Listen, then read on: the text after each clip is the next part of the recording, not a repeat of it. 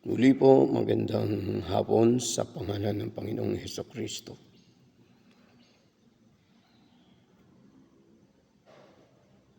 Hindi man po ako sunod-sunod na bumabasa ng mga talata sa Biblia, pero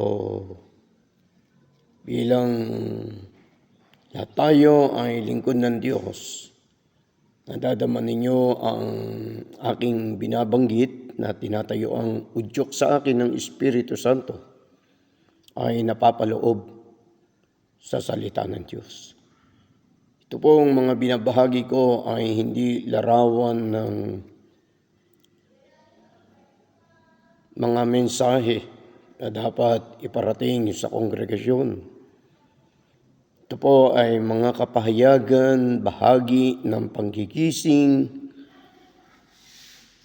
pagkatok at panawagan ng Diyos sa ating mga lingkod. Tayo, tulad ng aking dalangin, ako ang unahin ng Diyos, maging sensitibo sa mga paalala, pananaway, at pagtuturo ng Diyos.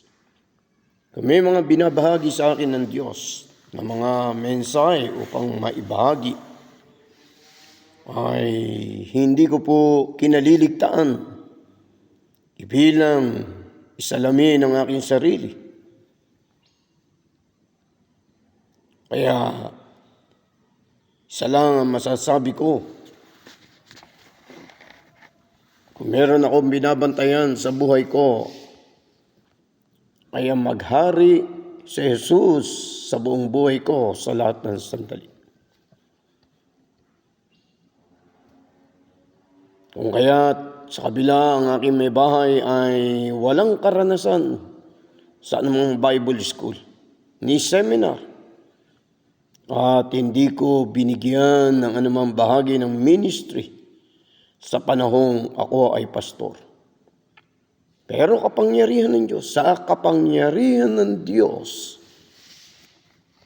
at paghahari ng Panginoon sa buong buhay ko, marami ay nagtataka. Kung noong ako'y pastor na nakakasama ko siya sa iglesia, na ako'y may tinatanggap na kahit papano na maayos at may nasisilungan na maayos, hindi niya mapigilang magreklamo. Pero tulad ng aking patotoo sa almost 30 years na kami ay palipat-lipat mula sa Tondo, lumibot sa Kabikulan, sa Cebu, hanggang sa Masbate at sa ilang bahagi ng Mindanao. Marami nagtataka. Sabi nga ng ilang matatandang pastor sa gawin ng Mindanao, ang sabi sa akin, Brother Roger o Pastor Roger, ang sabi nila, paano mo nagagawa ang iyong may bahay na pasusunod mo sa ganyang kahirap na ministeryo? Na pagtawag ng Diyos. May kapakumbaba ng tangi kong nasasagot ay hindi ko rin po maunawaan, sapagkat kung sagana ang aking sarili ay hindi ko siya kayang kumbinsihin, lalo't nahubaran din ako ng Panginoon na pwedeng gamitin ng kaaway na ako ay sumbatan.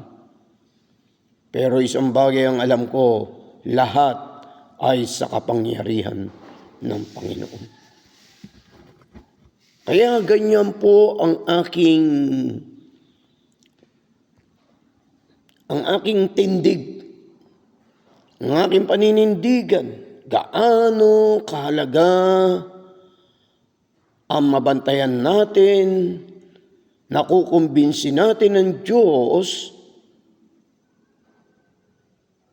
na siya nga ang totoong nag-ahari sa buong buhay natin sa lahat ng sandali. Sa lahat ng sandali.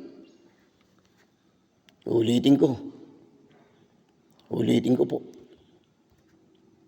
Ang pananalangin ay manifestasyon ng ating personal na relasyon sa Diyos.